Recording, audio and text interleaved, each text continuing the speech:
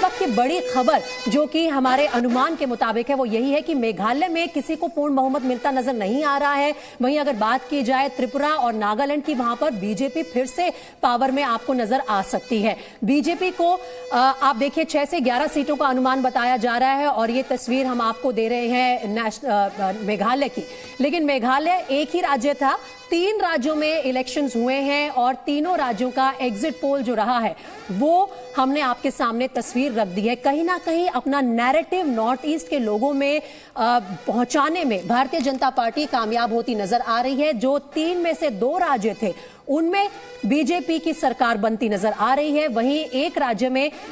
थोड़ा सा फ्रैक्शन नतीजा आपको नजर आएगा और वो है मेघालय, जहां पर 13 दल मैदान में उतरे थे। तो इसी पर बात करेंगे, क्या संदेश निकल रहा है नॉर्थ ईस्ट पर,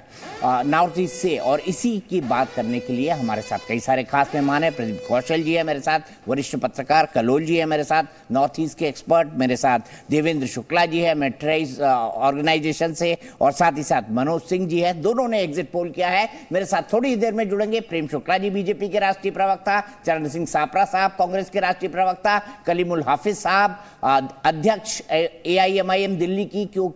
क्योंकि कल असदुद्दीन ओवैसी ने कई सारी बातें करी हैं, जो खासतौर पर जो इंसिडेंट हुआ है अभी हरियाणा के अंदर 2 मुस्लिम युवकों का, उसमें उन्होंने जो लोग आरोपी हैं उनको आतंकवादी तक कहा है। क्या नैरेटिव बन रहा है इससे, क्या राष्ट्रीय परिदृश्य में चेंजेस होंगे, और साथ ही साथ एक नई पॉलिटिकल पार्टी जो बीजेपी से अलायंस तोड़ के, बहुत पुराना अलायंस, आते जाते रहे, वैसे वो भारतीय जनता पार्टी अलायंस के साथ जाते भी रहे आते भी रहे, जेडीयू, राजीव रंजन जी, क्या पॉलिटिक्स होगी उस पर भी बात करेंगे। लेकिन सबसे पहला सवाल मेरा देवेंद्र जी से। देवेंद्र जी,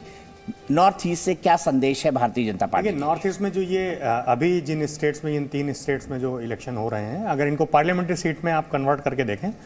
तो मेघालय में 2 सीटें हैं, त्रिपुरा में 2 सीटें हैं और नागालैंड में 1 सीट है। इन 5 सीटों में से सिर्फ 1 सीट ऐसी है जो कांग्रेस के पास है, शिलोंग की। इसके अलावा जितनी जो सीटें हैं, कि त्रिपुरा की 2 सीटें बीजेपी के पास हैं, नागालैंड में जो उसका एलआई है उसके पास सीट है। तो एक तरीके से आप देखा जाए कि अगर शिलोंग सीट को बीजेपी अपने पाले में कन्वर्ट करने में या उसके किसी एलआई के थ्रू अपने पाले में कन्वर्ट करने में कामयाब होगी तो बीजेपी जो है वो अगला जो पार्लियामेंट्री इलेक्शन होगा उसमें क्लीन स्वीप करेगी नहीं करेगी वो एक अलग मुद्दा है। लेकिन अभी का जो अगर आप इक्वेशंस देखें तो उसमें ये साफ दिखता है कि नॉर्थ ईस्ट में बीजेपी जो है वो संभवतः नेशनल पार्टी के रूप में कांग्रेस को अब पूरी तरीके से रिप्लेस कर चुकी है और वो दिन ब दिन अपने दम पे कई राज्यों में, जैसे मणिपुर में उनकी सरकार है, अरुणाचल में वो सरकार को होल्ड करते हैं, आसाम में उनकी सरकार है, तो और मजबूती से सरकार चला रहे हैं। जिस तरीके से विकास के ट्रैक पे वो चल रहे हैं, सबका साथ सबका विकास की बात कर रहे हैं, तो इससे भी लगता है कि उन्हें आने वाले दिनों में जो है उनके लिए सहूलियत बढ़ेगी। यहाँ पर सबसे पहले कलोल, नॉर्थ ईस्ट में बीजेपी ने जितनी सीटें जीती लोकसभा में वो अपने आप में एक रिकॉर्ड था। क्या वो परफॉर्मेंस बचा रख पाएगी? क्योंकि अगर 2024 में भी उसको ऐसा प्रदर्शन राष्ट्र से चाहिए, देश से चाहिए, जिसमें वो 303 सीटों तक आए, तब नॉर्थ ईस्ट भी इंपॉर्टेंट हो जाता है। देखिए 2014 में जब नरेंद्र मोदी जी का सरकार बने उसके बाद से नॉर्थ ईस्ट का फोकस कुछ अलग ही रहा। मैं नॉर्थ ईस्ट के बाकी 6 राज्यों के बारे में नहीं उतना ज़्यादा नहीं बोलना चाहता हूँ, लेकिन असम जहाँ से 14 सीटें आते हैं लोकसभा के, Assam is crucial and this time BJP ने 14 में से 14 सीट ही टारगेट की है। तो 14 सीट में अगर कितने आते हैं वो बात की बात है, लेकिन असम सबसे ज़्यादा बीजेपी का ये है और असम अगर बीजेपी के साथ है पूरा नॉर्थ ईस्ट ऑटोमेटिकली बीजेपी के साथ आएंगे। वही चुंबक वाला फिलॉसफी जो दीपक जी ने पहले दी थी। लेकिन प्रदीप जी, यहाँ से अब हम बात कर रहे हैं कि तस्वीर अब कैसे साफ होती है, क्योंकि 9 राज्यों में जो विधानसभा चुनाव इस साल हैं उनसे 2024 का सीधा सीधा कनेक्शन देखा जा रहा है। नॉर्थ ईस्ट से यहाँ पर जो एक तरह से बढ़ावा मिल रहा है बीजेपी को कि अपनी बात आप लोगों में जो कि कल्चरली डिफरेंट समझे जाते हैं उन तक अगर पहुंचा सकते हैं तो फिर कोई भी गढ़ ऐसा नहीं है जो बीजेपी के हाथ से छूट सकता है। एक तो ये विपक्ष के अगर आप दृष्टिकोण को सामने रखें तो ये एक जैसे कहेंगे नकारात्मक शुरुआत होती दिखाई दे रही है विपक्ष के लिए।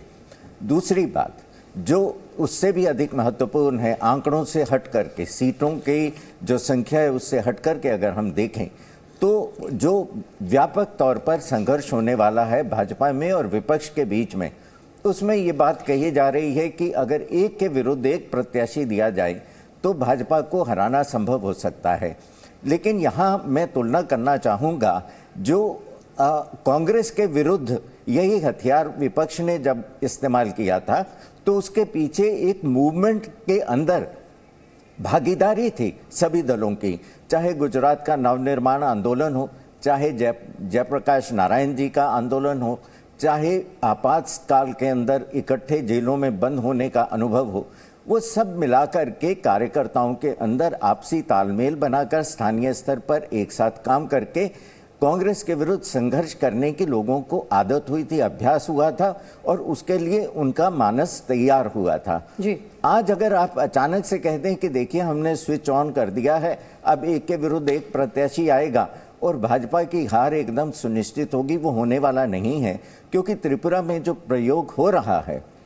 उसी से पता चलेगा कि ये एक के विरुद्ध एक जो नारा जो आपको ड्राइंग बोर्ड के ऊपर बड़ा आकर्षक लगता है कि अरे बहुत ये रामबाण साबित होगा भाजपा के विरुद्ध संघर्ष में, वो ऐसा व्यावहारिक जब राजनीति होगी तो उसमें कितना सिरे चढ़ेगा कितना नहीं, ये सामने दिखाई देगा। और भाजपा के लिए ये चूंकि नॉर्थ ईस्ट जो है वो उतना